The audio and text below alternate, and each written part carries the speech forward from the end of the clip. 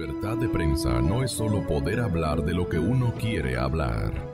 Es poder hacerlo sin represalias ni hostigamientos. Es una coyuntura política muy importante donde vamos a requerir de un punto de vista político muy experimentado, y para ello nos permitimos convocar al exministro y expresidente de la Asamblea Nacional, antes Congreso de la República, el licenciado Andrés Vallejo Arcos, y a un jurista connotado como Rafael Ollarte, de manera que este panel tiene una gran significación, dado que ayer se eligió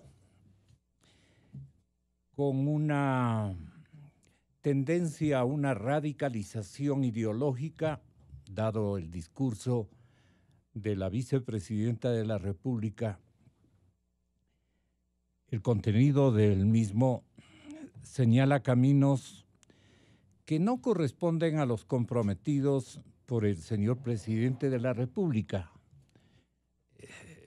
Lo vemos a la señora Vicuña mucho más contundente, señorita Vicuña, sí, perdón, mucho más contundente en una especie de radicalización de lo que le resta al periodo del presidente licenciado Lenín Moreno Garcés. Es una apreciación, la tenemos que expresar y manifestar. Mire, yo personalmente creo que este es un momento crítico y complicado para el país, en el que estamos tratando de salir de una etapa muy complicada, de autoritarismo, de concentración prácticamente total de poderes, y que lo importante ahora es que todos arrimemos el hombro para que eso sea posible. Eso no será posible si es que empezamos a buscarle 5 pies al gato en todo lo que se hace o lo que se deja de hacer. O lo que se dice. O lo que se imagina que se dice también. Porque yo en lo que acabo de oír de la señora Vicuña no encuentro nada de radicalismo más allá de lo que significan los discursos en estas circunstancias. Pero le vuelvo a insistir, Gonzalo, yo no creo que el problema esté en unas palabras más o en unas palabras menos. El problema está en que salir de este proceso es una tarea muy compleja. No es cuestión de soplar y hacer botellas. Es cuestión de empeñarnos todos en reinstitucionalizarle al país. Y para eso tenemos que actuar de una manera razonable, racional, hacia adelante, no solamente buscando los peros a las cosas, sino tratando de poner un granito de arena, el que nos corresponda, para que este proceso sea posible. Estamos a puertas de una consulta. Estamos al día siguiente de haber salido de un problema que antes no había enfrentado el Ecuador, que es el de una sentencia por corrupción a un vicepresidente de la República. Es una cosa muy grave. Eso podía haber implicado ¿Qué va a pasar de agache? Podía haber significado una crisis política sin solución. Respecto de lo que usted acaba de decir, o sea, yo le he visto a usted a los tiempos, pero le veo siempre con la cizaña ahí metiendo, ¿no? Una cosa increíble. El realismo. Yo no me dejo engañar. Yo soy Gonzalo, el mismo de siempre. A ver, Gonzalo, déjeme por favor terminar mis ideas. No, usted me sugirió que le comente. Yo no creo que sea que pase de agache el que el vicepresidente de la República esté preso. Si usted se refiere a lo del juicio político, sí, yo creo que eso ya no tiene ninguna importancia. Lo trascendental para el país es que se haya destapado este tema de la corrupción y que como consecuencia de ese destape vayamos a una siguiente etapa en el que estas cosas se sancionen y no se vuelvan a repetir. Eso es lo fundamental. A mí me parece mucho más grave para una persona y para un proceso y para una trayectoria política de 10 años que un vicepresidente esté sancionado y preso por corrupción que cualquier otra cosa que se pueda hacer o decir. A mí me parece eso de una gravedad suprema. y de una importancia suprema también, porque implica el destape de una olla de podredumbre que más o menos todo el mundo comentaba que estaba ahí, pero que no se evidenciaba. Hay que apoyar también esos procesos. Claro que sí. Hay que apoyar también esos procesos. Esa olla habría sido mejor conocida, ampliamente detectada en sus características y en sus autores. Tal vez se había el juicio político. Esto no es radical, pues. Puede ser que sí o puede Pero ser lo que interrumpieron. no. Puede ser que sí o que no, Gonzalo. Yo no sé, no conozco los intríngulis del manejo legislativo, que es mucho más complicado que el de la época en la que yo era presidente del Congreso, porque esa ley, esa nefasta ley que rige el funcionamiento de la legislatura, impone condiciones de tal naturaleza que prácticamente ha castrado a la fiscalización. Claro. Esa es la lamentable realidad. El momento en que todos estos procesos políticos tienen que pasar por 100.000 filtros que están bajo el control de una sola línea política durante 10 años, es casi imposible que la fiscalización pueda tener resultados eficaces. Esa es la realidad. De tal manera que no es este episodio el que descubre estas cosas. Es toda una trayectoria lamentable en donde la fiscalización en la Asamblea Nacional no existe, no ha existido. Nunca. Esa es la verdad. Bueno, no nunca. En esta Asamblea Nacional, en esta Asamblea de este periodo me refiero yo. Y mucho más desde cuando se aprobaron las reformas a la ley legislativa, que impone una serie de condiciones tanto para fiscalizar como para legislar, que son nefastas para el país. El tema de la legislación también es terriblemente complicado y terriblemente grave, porque a la larga terminan legislando el presidente de la comisión que trate el tema o 5 legisladores que se ponen de acuerdo para el efecto. Eso es muy malo para el país. Y me asombra, ¿no? El pensar que un expresidente de la Asamblea diga, bueno, el juicio político ya no tiene sentido. A mí me da pena de que se jugaron con los tiempos en un momento justamente para retrasar el proceso del juicio político, para que no se dé y que llegue en el momento en que ya Jorge Glass cumplía 3 meses en la cárcel y por lo tanto había la ausencia de cargo definitivo. Me hubiera gustado que jueguen con esos tiempos ahora. Y le voy a decir, no, pero es que ahí los votos de la ID también tenían mucho que ver. Si ahora no elegíamos seguramente a la vicepresidenta actual, si no tenía esos votos que tuvo del Partido de la Izquierda Democrática, de Pachacutic, de FE, lamentablemente de Suma, excluyendo obviamente a Héctor Yepes, a quien aplaudo y lo he hecho ese día y lo hago ahora por su valentía de abstenerse en la votación. Tal vez hubiéramos tenido el tiempo para hacer ese juicio político, ¿no? María José Carrión no hubiera tenido esta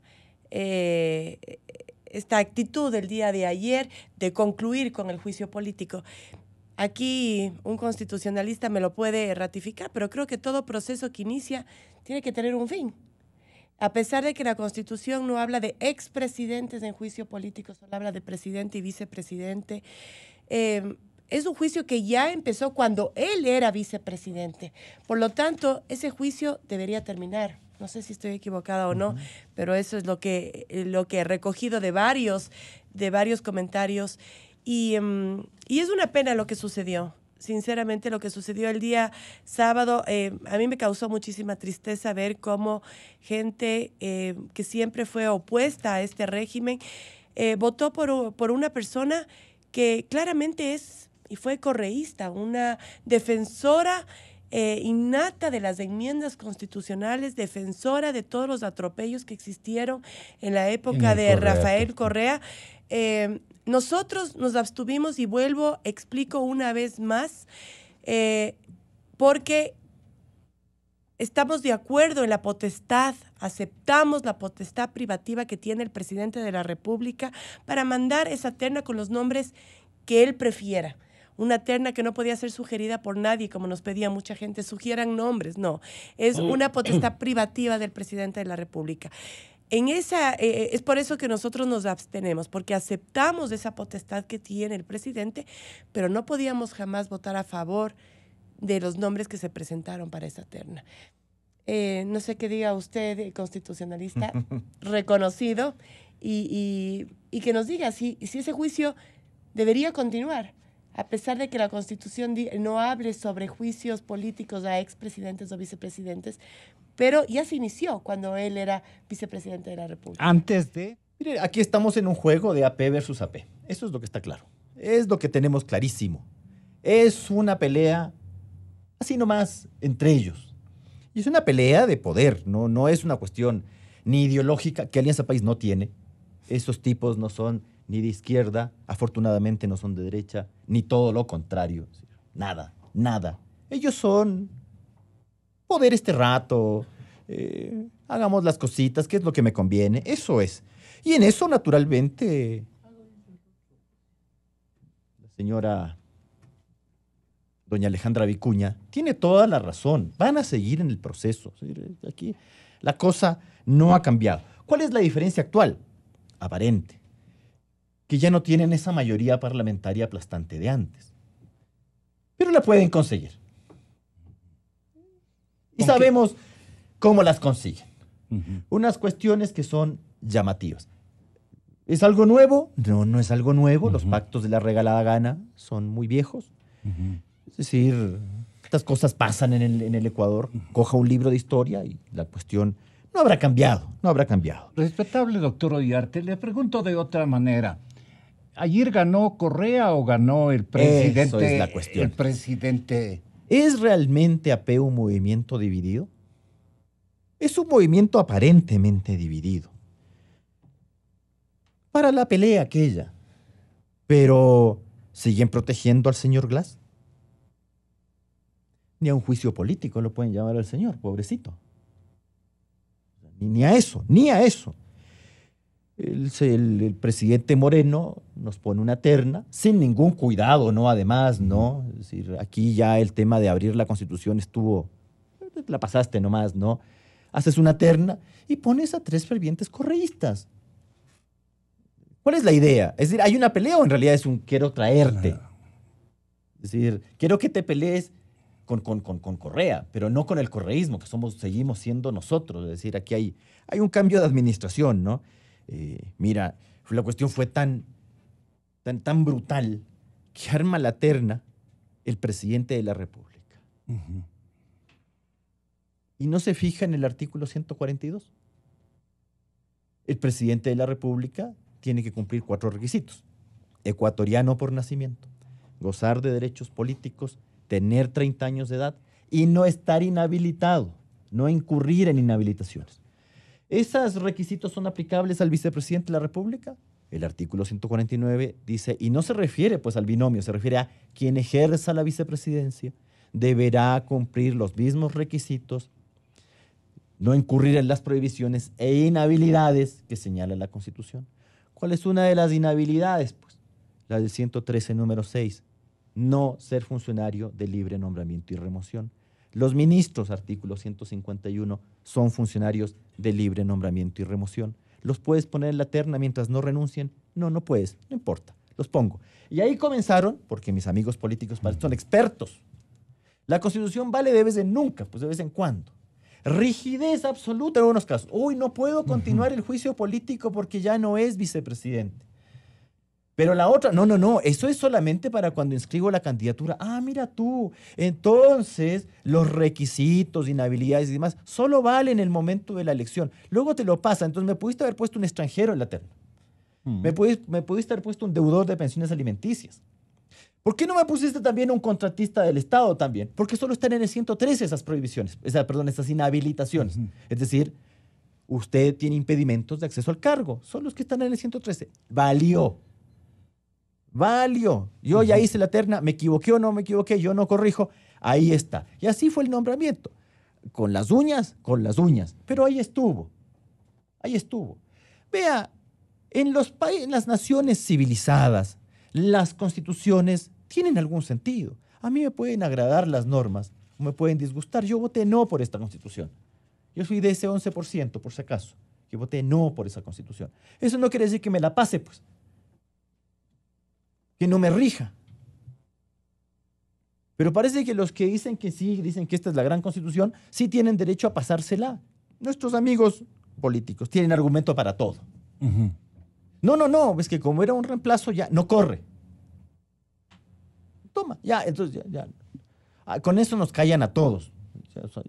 Es que aquí eso es de vez en cuando. Ya. Entonces, ¿qué ha ocurrido? Yo solamente le cuento lo que han hecho nuestros amigos políticos en el pasado, porque sí hay que coger un libro de historia y leer. Yo recuerdo, y don Andrés Vallejo no me dejará mentir, porque no estaba en el Congreso, pero estaba muy activo, que hace algunos años se nombró un tribunal constitucional que era a base de ternas. Los individuos cumplían los requisitos. Pero al momento de votar por las ternas no votaron nombre por nombre, sino que votaron las 9 ternas en combo. ¿Había alguna prohibición o algún señalamiento de hacer aquello? No, nadie decía cómo se votaba. A la vuelta de la esquina, los mismos que hicieron el nombramiento, año y medio, 2 años después, dijeron, el nombramiento es nulo. Toma, porque yo tenía que haber votado nombre por nombre y no de la forma como lo hice.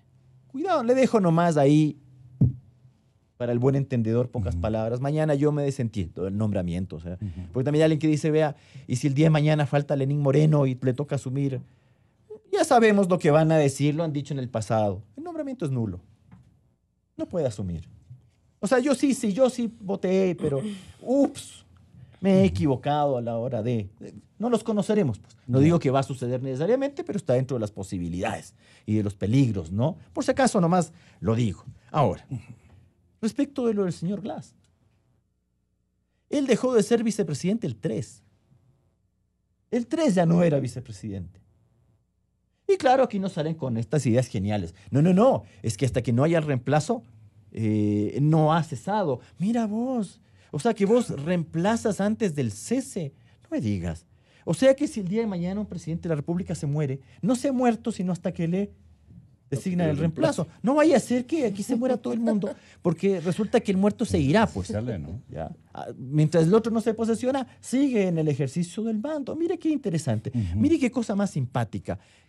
¿A quién podía nombrar el vicepresidente, el presidente Moreno para la terna que no haya sido correísta antes? Claro. Por favor, están aquí rasgándose las vestiduras porque estas 3 señoras han sido correístas. Claro. ¿Quién no ha sido correísta de todos los que están en este momento por ahí? Por favor, nos olvidamos de las cosas con una facilidad increíble. Con este criterio de Entonces, que no debían no hay nombrar, morenismo, con este criterio de que no debían nombrar a correístas, entonces no hay podían una nombrar a tendencia nadie, morenista. o querían que nombre a alguien de la oposición. Pero una Eva García que trabaja ahora y no discúlpenme, déjenme terminar la idea. No sé, no. El tema del Tenía nombramiento esperanza. del vicepresidente, yo no estoy defendiendo lo que ha hecho el presidente Claro. Moreno porque no tengo por qué defender. Estoy tratando de ser objetivo Ya. para explicarme por qué pasan las cosas sin buscarle 5 pies al gato, nada más. Si es que el presidente Moreno incluía en la terna, digamos, a Paola Ventimilla, lo que iba a lograr con eso, con el beneplácito de algunos, por supuesto, era que el bloque ese de asambleístas de Alianza País, que todavía sigue ahí medio en el baile, como estamos viendo, eventualmente vuelva inclusive a unificarse. Es que en esas cosas hay que pensar, por favor. Este es un proceso complicadísimo, en donde un bloque legislativo que tenía el control absoluto y total se fractura, entre otras cosas, en mi opinión personal, por la presencia de la señora Vicuña en el encargo de la vicepresidencia de la República. Este no es un proceso normal, no es un proceso en el que el presidente de la República cuente con un bloque legislativo específico y definido. Es un proceso en el cual ese bloque ha empezado por romperse, por fracturarse. ¿Hay que tomar medidas para que se reunifique el bloque? Una locura, ¿no es cierto? En este momento y en estas circunstancias. Entonces, 2 cosas clarísimas. ¿A quién querían que nombre que no haya sido correísta? No podía nombrar a nadie. Todos estos han sido correístas, por favor. unos con más entusiasmo que otros, pero todos han sido correístas. Estas 3 señoras eran correístas, pero si nombraba a otras 3, también se les iba a encontrar ese defecto, si es que era un defecto. Porque el entusiasmo, la incondicionalidad con el presidente Correa no era aislada, era la tónica.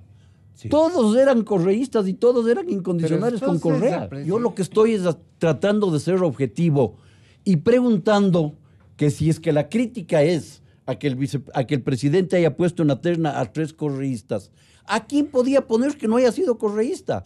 Solamente a gente que, como Paola, de la oposición, por mencionar el tema. Ya le dio el nombre de otra ministra. No, es que, no, discúlpenme. Estamos tratando de buscar 5 pies al gato en un momento, en general, no le digo, no me refiero solo a usted, Gonzalo, sino en general. Yeah. En un momento en el que todos tenemos que empeñarnos en salir del atolladero. Estamos en una circunstancia y en un momento en el que todavía no hemos logrado cambiar ciertas reglas del juego que impidan que este proceso de 10 años, contra el cual han clamado una cantidad de gentes que ahora están tratando de boicotearlo, porque esa es la lamentable realidad, continúe. Es decir, que encontremos una fórmula para que el país se enrumbe nuevamente por un sendero democrático, en donde no haya reelección indefinida, en donde no tengamos un Consejo de Participación Ciudadana que responda en un 100% a la voluntad de una sola persona, como fue el caso del presidente Correa, en donde ese Consejo de Participación Ciudadana, en lugar de dedicarse a conseguir las mejores personas para que ejerzan los cargos públicos de responsabilidad tan delicada como los que tiene que nombrar, deje de nombrar exclusivamente a personas que estén de acuerdo con el presidente de la República, quien quiera que éste sea. Entonces, colaboremos todos patrióticamente con eso. Yo sí creo en la consulta popular, soy sincera. Estoy segura que las 7 preguntas van a ganar. Y les guste o no, a muchos o a pocos, el presidente Correa y otras personas de alcaldes y demás no podrán ser nuevamente reelectos. Yo estoy segura que el pueblo aprendió en estos 10 años y sigue aprendiendo cada día, como aprendo yo dentro de la Asamblea de Política. Poco a poco se va aprendiendo en esto, ¿no? Lo que usted decía hace un momento, ¿qué otros nombres podía enviar que no sean correístas? Yo creo que sí habían otros nombres dentro de su propio equipo de trabajo o nombres de personas como se escucharon, de Isabelita Noboa, por ejemplo, se escuchó bastante fuerte, que no es de la oposición, que no era de ningún partido.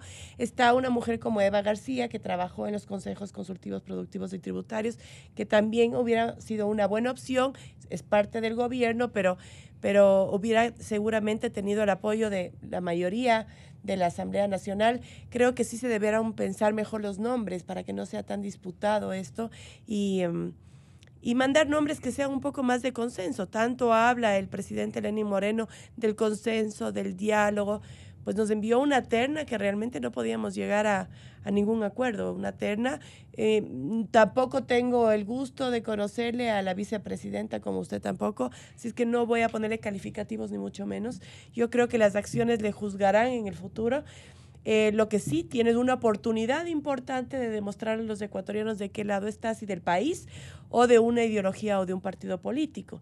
Esa es la oportunidad que ella tiene. Vamos a darle, como lo hice en su momento con el presidente Moreno, creo que en esta misma radio lo comentamos, un voto de confianza y ver qué hace y cuáles son las atribuciones que le van a dar, porque bueno, hasta ahora no sabemos qué funciones va a tener la vicepresidenta de la República y dependiendo de eso veremos si tenemos que felicitarla o tenemos que obviamente cuestionarla como siempre hemos sido con las cosas negativas. ¿Por qué no votaron ustedes por esa candidata? Porque vienen del continuismo, ustedes vienen del correísmo. Con una matriz vienen del continuismo. Y ella era una candidata regional, ¿no? Mire, yo le voy a decir una cosa.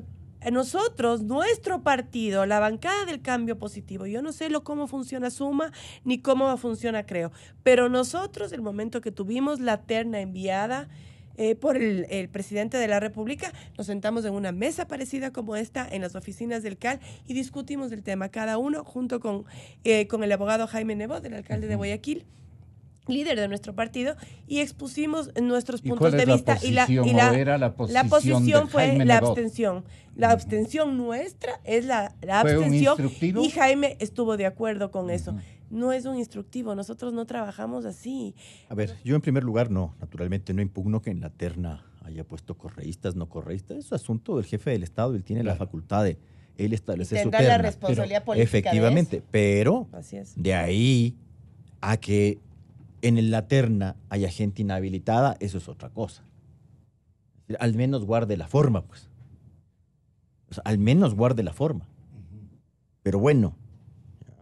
Y otra cosa es que la, entre comillas, oposición vote así, en esas condiciones. Si uno no sale de ningún atolladero pasándose la Constitución, eso es volver nomás al atolladero, volver al tema y seguir con el problemita. Pues que mañana esto va a ser problema, pero bueno, no importa.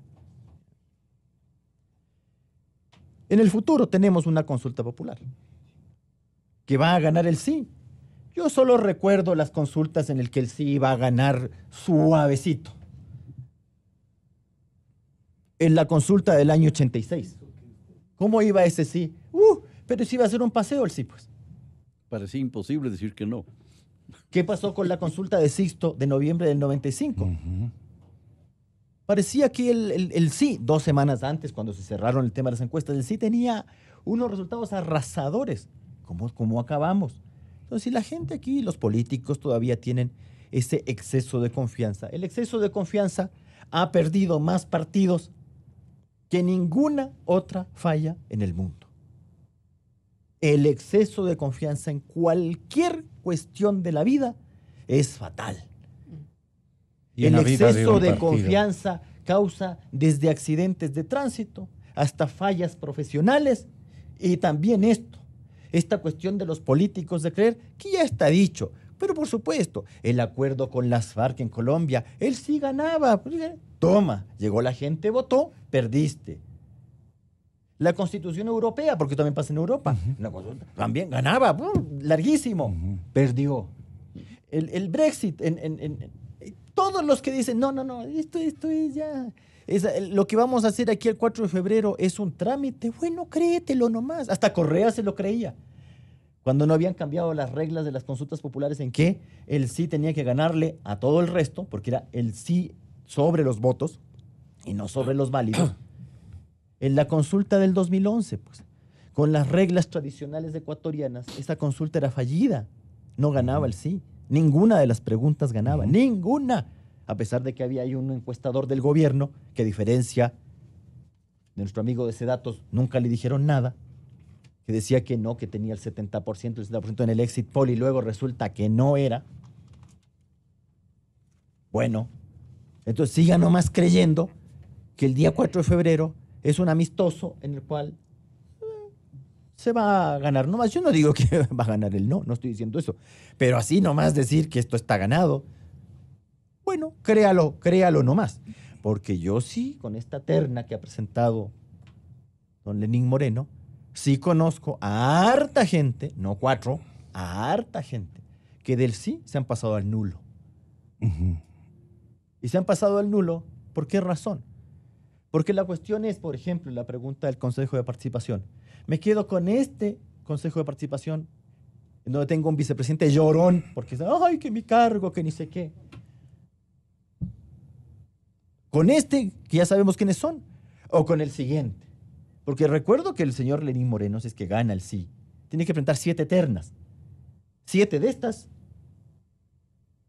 O sea, vamos a presentar 7 ternas para un consejo participación como esta. Entonces, ¿cuál es tu opción? ¿Me quedo con los correístas salientes o con los correístas entrantes? Esa es la cuestión, eso me está preguntando.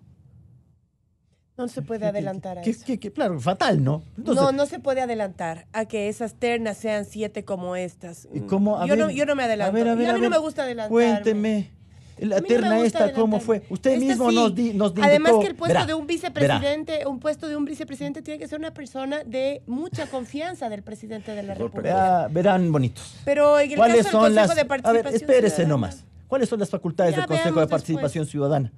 Hacer nombramientos, Sabemos. evaluar los nombramientos actuales. pero estamos Que, a hablando de ver, las ternas que usted va me va enviar, a que usted da decir- por hecho que van a ser como la terna de No doy por ahora, hecho y ojalá que no de sea ex así. correístas o A ver, perdóneme, ¿a bueno, quién yo va no- a ponerle? Esperemos en las que sea ternas? diferente. O no me diga que son tan cándidos. a mí me gusta A ver, esperar y la ser un poco más sí, positiva. claro, yo voy a esperar la candidez de la oposición, que han sido cándidos 10 años, a que sigamos siendo cándidos. Perdóneme, yo estoy dando mi parecer Sí, está perfecto. y no Igual el que yo parecer mío. de los políticos, que hacen unos cálculos extraordinarios y cuando no salen, lloran.